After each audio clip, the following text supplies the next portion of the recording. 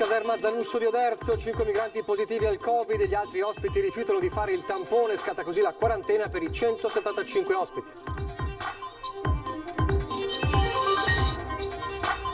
Il sindaco di Oderzo Maria Scardellato, la situazione è sotto controllo, i cittadini stiano tranquilli, prima i migranti faranno il tampone e prima potranno uscire. A Vidor l'insediamento del nuovo sindaco Mario Bailo congelato dopo 2 casi di positività tra i 2 candidati nella sua lista, scattata dunque la quarantena per tutti, compreso il neosindaco. Test rapidi a scuola ormai in arrivo per il prefetto e anche Unioncamere Veneto l'unica soluzione per evitare il collasso sia nelle scuole che nelle imprese, con i genitori e i lavoratori bloccati dagli appuntamenti per i tamponi. Tragico incidente della notte, Riese Piodegimo, 62enne perde il controllo del furgoncino e finisce in un fossato a pochi metri da casa. Hanno minacciato un ausiliario del traffico a Mogliano prendendo anche un coltello, identificati i ragazzini tra i 15 e i 18 anni. Il sindaco Bortolato sente il prefetto per parlare del fenomeno bullismo. Stamane nella chiesa di San Nicolò, la cerimonia solenne di ordinazione a vescovo di Piacenza di Monsignor Adriano Cevolotto, l'emozione per il compito impegnativo che lo attende. Stamane ad Asolo l'inaugurazione della Rocca restaurata dopo 3 anni di chiusura. Il sindaco Migliorini dice il turismo qui nonostante il Covid è raddoppiato. Telespettatori di Antena 3, buonasera e ben ritrovati. Il telegiornale di Treviso, dunque in primo piano la positività di 5 migranti, positività al Covid di 5 migranti all'interno dell'ex caserma Zanusso di Oderzo. Accade che gli altri ospiti rifiutano di fare il tampone e scatta così la quarantena per i 175 ospiti. È stato appena emanato da parte dell'autorità sanitaria un provvedimento contumaciale per gli ospiti della struttura, a seguito di aver riscontrato delle positività tra gli ospiti. 5 migranti ospitati all'ex caserma Zanusso di Oderzo positivi al Covid e nella Marca torna l'incubo di un nuovo maxi focolaio come accaduto ad inizio estate alla Serena di Treviso. Tutto è cominciato qualche giorno fa, spiega Gian Lorenzo Marinese, presidente della società che gestisce anche questo centro, quando un giovane migrante, prima di essere trasferito in altra struttura, è stato sottoposto al test come prevede la normativa. Alla positività l'esame è stato ripetuto ai contatti stretti del giovane, altre 4 persone. Risultato tutti positivi. Uno è ricoverato all'ospedale di Vittorio Veneto, gli altri 4 asintomatici sono in isolamento all'interno della caserma.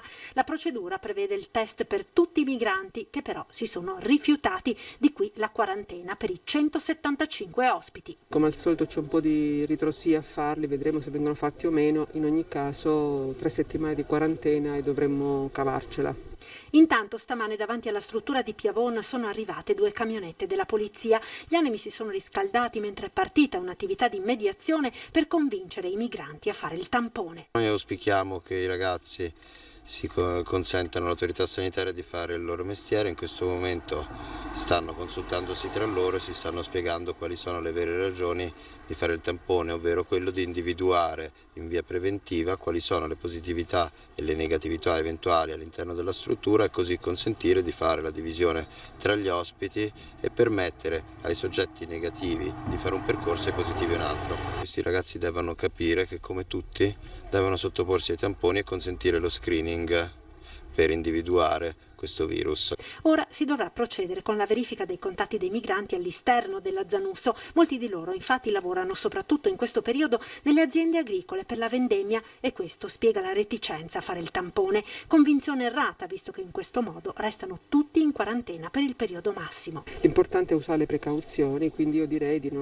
spero non si scateni un'altra caccia all'untore o allo scandalo perché purtroppo è una situazione che stiamo vedendo con tanta frequenza e gestiremo con l'assoluto rigore.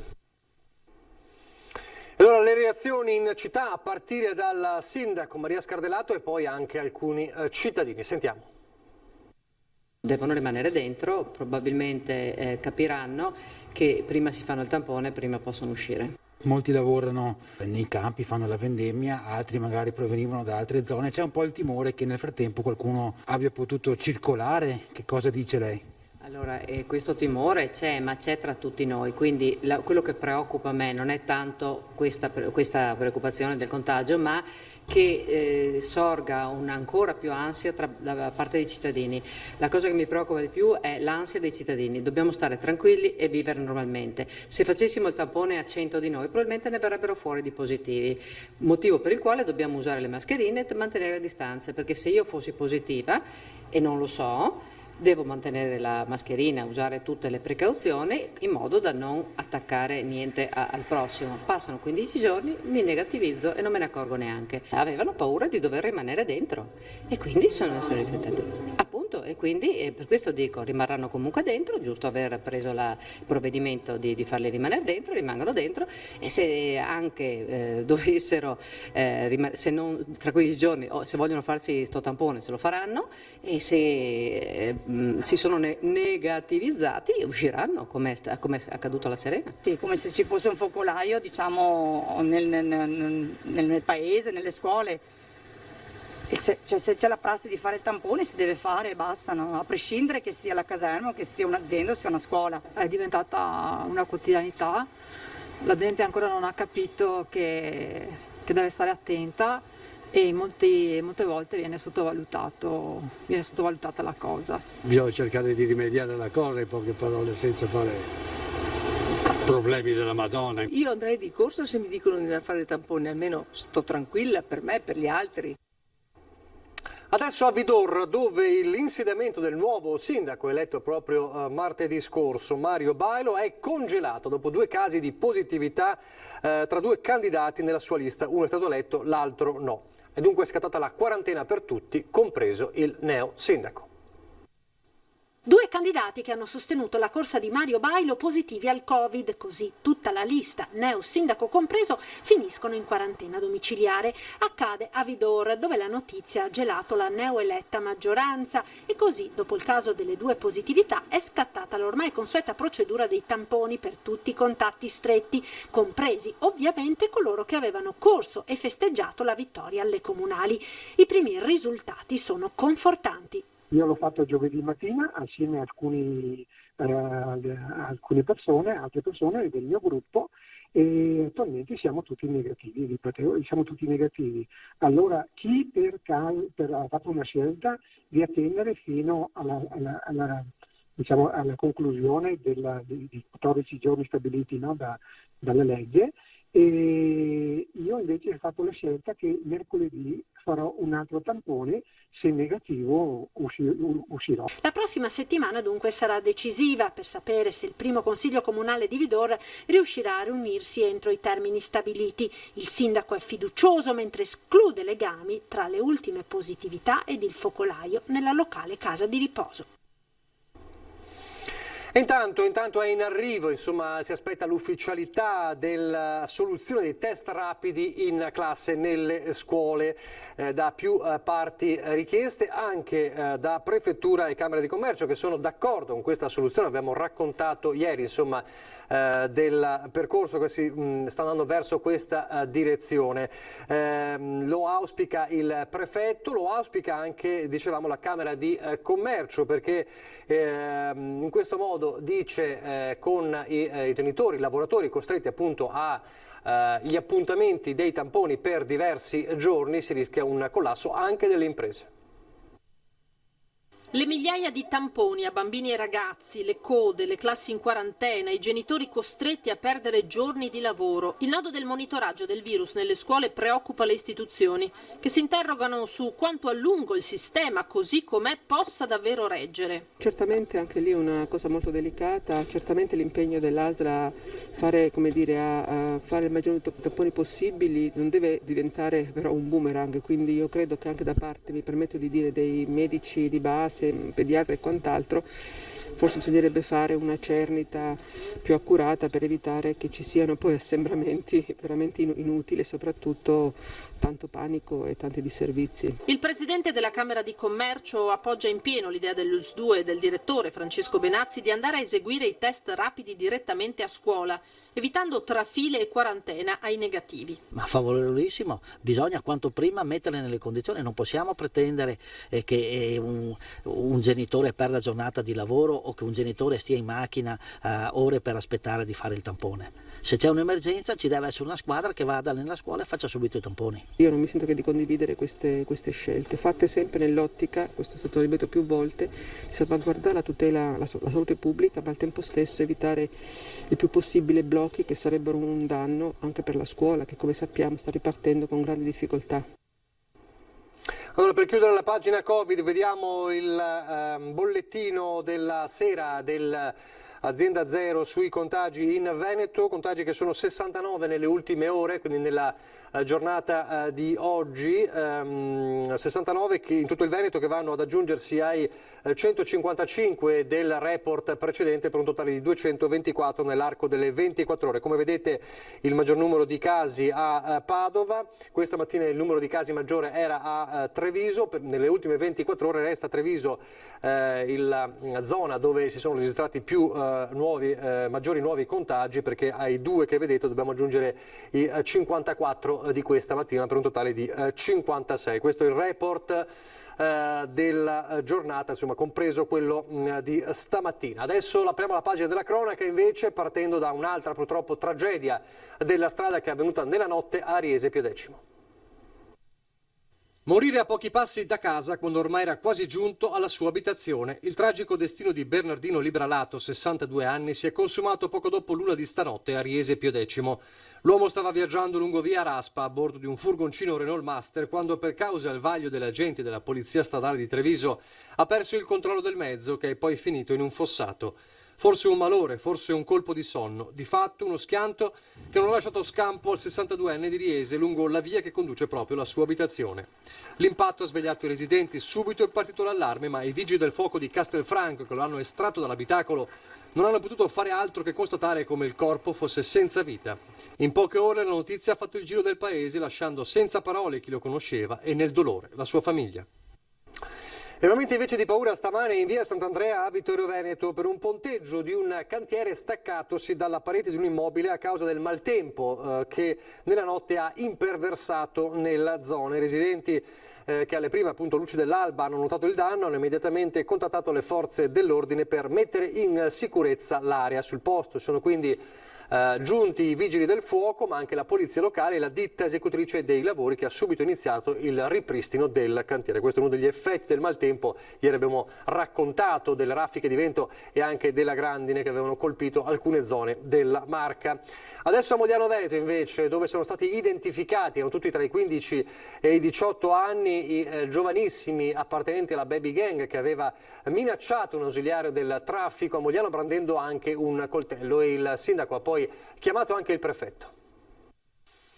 Li aveva rimproverati perché continuavano ad attraversare un passaggio pedonale intralciando il traffico. Camminavano in mezzo alla strada tra le auto, creando non pochi problemi ma anche rischi per la loro sicurezza. Così l'ausiliario del traffico li aveva richiamati, intimando loro di smetterla. La loro risposta era stata immediata. Non finisce qui, hanno detto. E poi dalle parole ai fatti.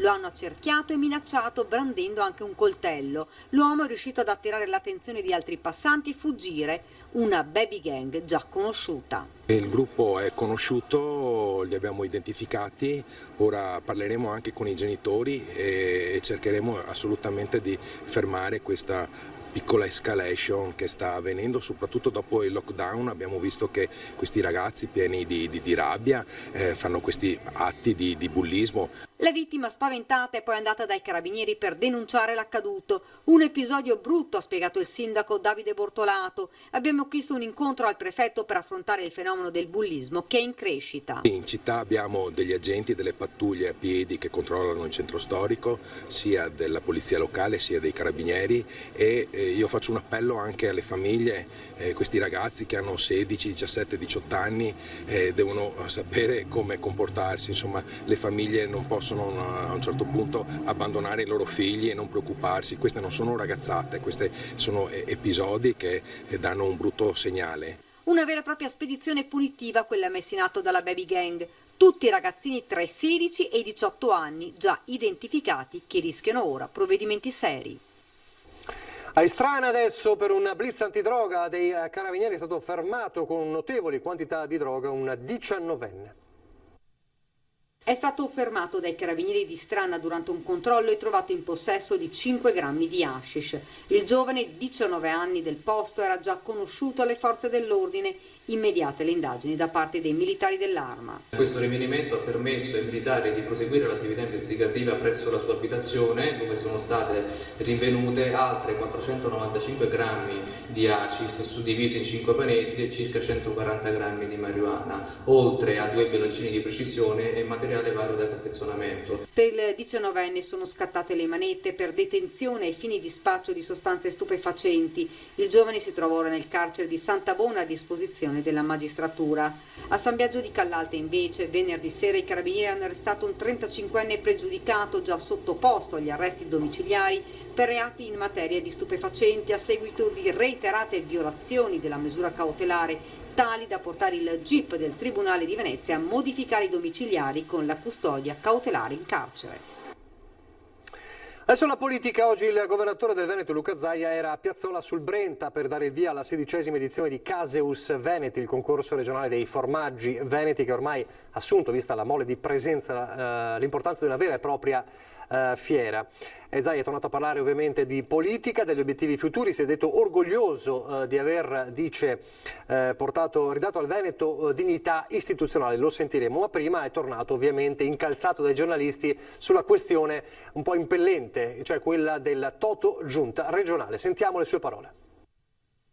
Le dirò che per me è l'ultimo dei problemi, visto e considerato che quando sarà l'ora di scegliere darò i nomi, visto e considerato che i nomi dovranno essere dati dopo la convocazione del primo consiglio, per farvela breve senza star qui a dirvi tutte le procedure. Prima è impossibile, in considerazione del fatto che eventuali assessori che sono già consiglieri, eventuali futuri assessori che sono già consiglieri devono prima avere l'insediamento del consiglio, quindi le nomine avverranno solo dopo il primo consiglio utile. È certo che ci sarà qualche riconferma, poi cercheremo di valutare anche le caratteristiche dei candidati a fare gli assessori, l'operatività, l'essere presenti, e come dico sempre io, chi fa l'assessore deve fare l'assessore, non deve perdersi e distrarsi in altre robe. E tutti dicono, ma sì, ma tu hai fatto le Olimpiadi, ma tu hai fatto l'autonomia, ma hai fatto la pedemontana, ma le riforme sanitarie, ma il Covid e tutto quello che viene in mente. No, guardate, il vero grande risultato in 10 anni, ve lo dico io qual è. Ho preso in mano un Veneto che non aveva nessuna autorevolezza. Era la Cenerentola ai tavoli nazionali e internazionali e comunque eravamo trattati come periferia dell'impero. Oggi quando arriva il Veneto ha il suo posto e detta spesso l'agenda nazionale, e questo è fondamentale. I veneti non sono più la colonia dell'impero. Grazie. E ovviamente resta fisso il nostro obiettivo, che è quello dell'autonomia. 2.300.000 veneti sono andati a votare per l'autonomia, saranno 3 anni il 22 ottobre del 2020, non sono stati 3 anni sprecati per noi perché abbiamo continuato a lavorare, a preparare le carte, siamo assolutamente pronti, oggi dobbiamo portare a casa questo obiettivo. Quello che chiedono i veneti non è una fantasia, ma è scritto in Costituzione. E intanto c'è il PD Veneto che continua a riflettere un po' sulla pesante sconfitta in attesa del direttivo del 3 ottobre. E al segretario regionale Bisato, che ieri ha puntato il dito contro gli esponenti del governo assenti, ha detto, dal territorio, replica in primis il sottosegretario all'interno, imponente esponente del PD, Achille Variati. Sentiamolo.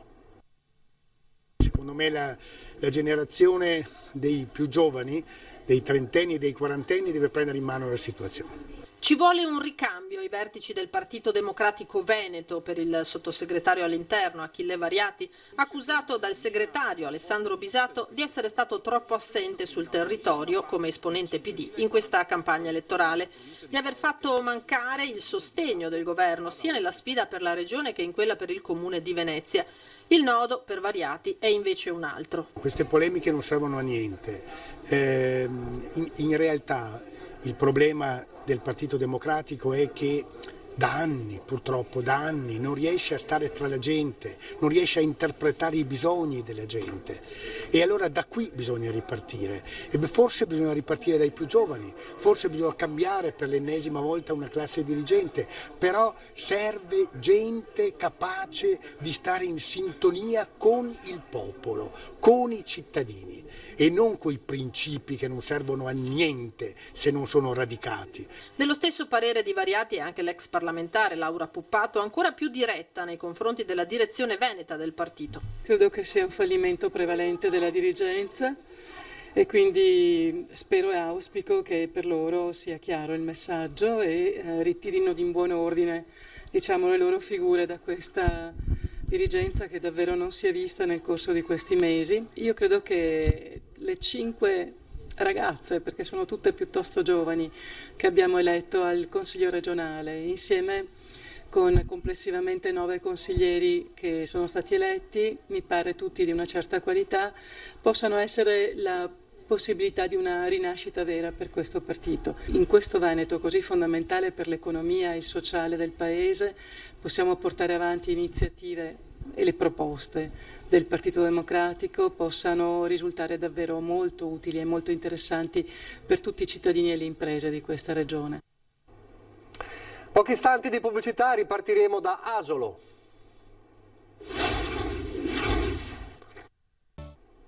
Di nuovo in diretta con il telegiornale di Treviso. Ad Asolo allora per l'inaugurazione della rocca medievale restaurata dopo i danni causati dal maltempo 4 anni fa. Dopo un restauro durato un anno, ma una chiusura durata più di 3 anni, la rocca di Asolo è finalmente operativa ed è una ulteriore leva per la promozione turistica e anche per l'economia del territorio, delle terre di Asolo e del Monte Grappa. Il taglio del nastro ufficiale in occasione delle giornate europee del patrimonio, il restauro della rocca del 1200, danneggiata dal maltempo del 2016, frutto dell'accordo tra Comune di Asolo e Ministero dei Beni Culturali. Al Teatro Duse la cerimonia inaugurale con l'illustrazione dell'intervento da 340.000 euro eseguito per consentire la riapertura del monumento avvenuta a inizio estate.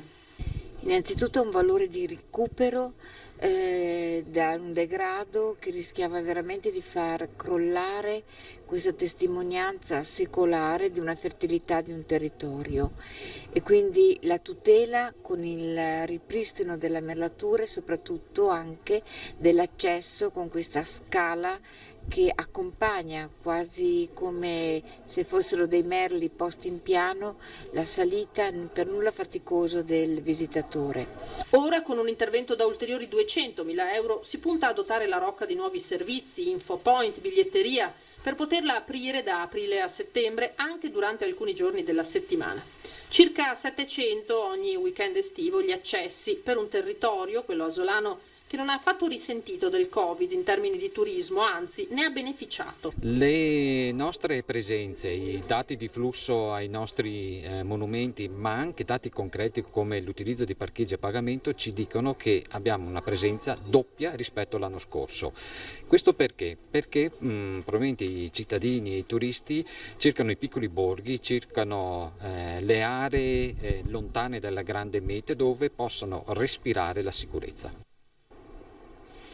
Stamane nella chiesa di San Nicolò a Treviso la cerimonia episcopale solenne di ordinazione a vescovo di Piacenza di Monsignor Adriano Cevolotto per 7 anni vicario generale della diocesi di Treviso. Sono le immagini e l'emozione, insomma la celebrazione che abbiamo trasmesso proprio in diretta questa mattina a partire dalle 10. C'era ovviamente a ufficiare il vescovo di Treviso, Monsignor Michele Tomasi. In tutto c'erano 15 vescovi concelebranti e quasi 200 i sacerdoti. Allora sentiamo alcune delle parole proprio del neovescovo di Piacenza, Monsignor Cevolotto, durante la cerimonia. Mi è stato affidato un dono prezioso che fa tremare i polsi, che fa inclinare la voce nel rispondere alle domande del vescovo circa gli impegni da prendere con quella serie di "lo voglio". Ma, ripeto, con l'Apostolo so in chi ho posto la mia fede. Egli, proprio Lui, il Signore, è capace di custodire ciò che mi è affidato. Non è uno scaricare la responsabilità, ma essere consapevoli, ce l'ha ricordato anche il Vescovo Michele, che il ministero del Vescovo vive di questa presenza fedele. Desidero esprimere un grazie al Vescovo Michele, che ha presieduto questa celebrazione di ordinazioni e per le mani del quale sono stato consacrato Vescovo. In questo primo anno, Vescovo Michele, te ne sono proprio capitate di tutti i colori.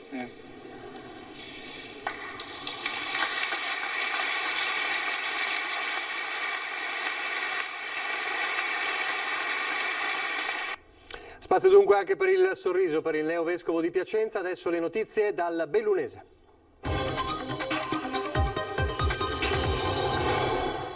E ovviamente in primo piano il caso Nevegal con uno spiraglio di luce che emerge oggi. Sentiamo.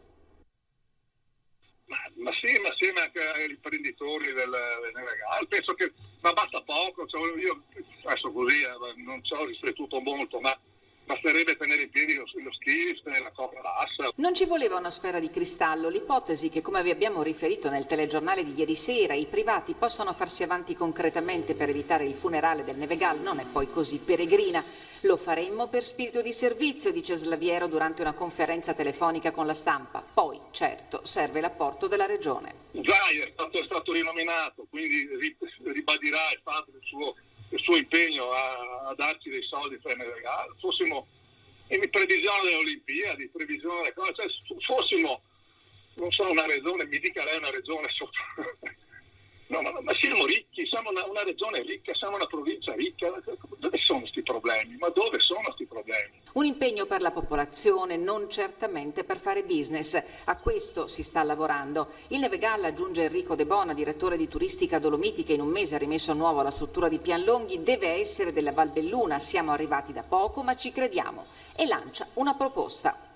Proviamo a creare una squadra, secondo me non continuiamo con le guerre, coltiviamo un qualcosa che parte proprio dagli operatori del Nevegal e vada a coinvolgere le amministrazioni della provincia, sì, ma anche di fuori provincia. A Pianlonghi qualche giorno fa è arrivato il sindaco di Treviso, Mario Conte. L'idea di allargare l'orizzonte a Letta, la Marca, ma anche la provincia di Belluno. Un appello che mi sento di lanciare a Jacopo e a tutta la sua giunta è quello di provare a fare un dialogo. Se le amministrazioni che vengono da fuori provincia sono interessate e vedono un Nevegal come una risorsa, non vedo perché noi qui non dobbiamo dimenticarlo. Intanto però resta l'annuncio di ieri del sindaco Jacopo Massara, cioè che la stagione del Nevegal non si farà, e contro il sindaco oggi si è scagliato Vivaio Dolomiti. La parabola discendente del Nevegal parte dagli anni '80 e i responsabili dello sfaccello della stazione turistica del capoluogo hanno un nome e un cognome. Vivaio Dolomiti non fa sconti a nessuno e manda i suoi strali contro le istituzioni assenti o presenti in maniera blanda. Con l'associazione compatti gli operatori del Colle si è perso troppo tempo, ma affermano non gettiamo la spugna. Sinceramente mi aspetto che magari si accenda una luce e che dopo magari le reazioni che abbiamo avuto noi venga data qualche spunto per poter fare qualcosa di diverso. Caustico Francesco Toson ha detto che Cozzaino, che chiede all'opposizione una mozione di sfiducia contro il sindaco Massaro per i danni economici e di visibilità causati al Nevegal, ha corato l'appello al dialogo del direttore della scuola di sci Alessandro Molin. Non aver mai avuto una risposta è cosa grave, dice, sciorinando i numeri del campo scuola che ogni stagione conta 5.000 ingressi attorno a cui ruotano 30 maestri di sci. Tra i partecipanti alla conferenza stampa sul Colle anche i proprietari delle seconde case. Un veneziano del centro storico in Nevegal, che cosa ci fa? Respira aria buona.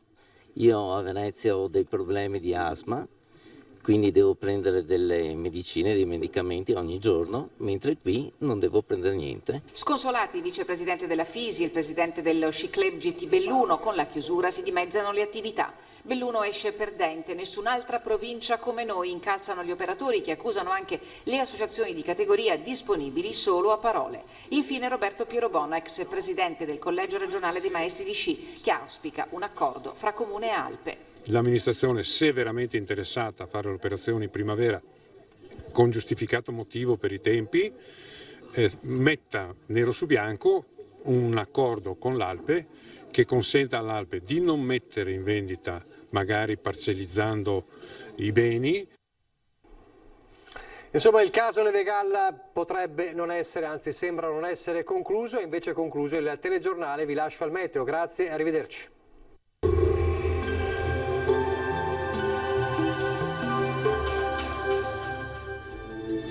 Benvenuti al meteo. Domenica autunnale, al nord-est calo termico, ma tempo in prevalenza buono. Il dettaglio del 27 settembre. Sul Veneto condizioni generalmente asciutte, sarà per lo più soleggiato con poche nubi a carattere sparso. Tuttavia nelle ore pomeridiane e serali potrebbe peggiorare con qualche occasionale piovasco a macchia di leopardo. Temperature in ulteriore lieve diminuzione, minime tra i 3 e gli 11 gradi, valori massimi invece tra i 15 e i 18 gradi all'incirca. Stessa situazione poi anche sul Friuli Venezia Giulia, con più sole, col passare delle ore deciso peggioramento, rovesci e temporali anche intensi a partire dalla serata. Temperature minime fino a 11 gradi, massime sui 18-19. Infine ci spostiamo sul Trentino Alto Adige, il tempo si mantiene asciutto e anche ampiamente soleggiato per tutta la giornata. Temperature minime sui 4 gradi, massime fino a 16-17 all'incirca. Dal meteo per ora è tutto, io vi auguro un buon proseguimento in compagnia di Antenna 3.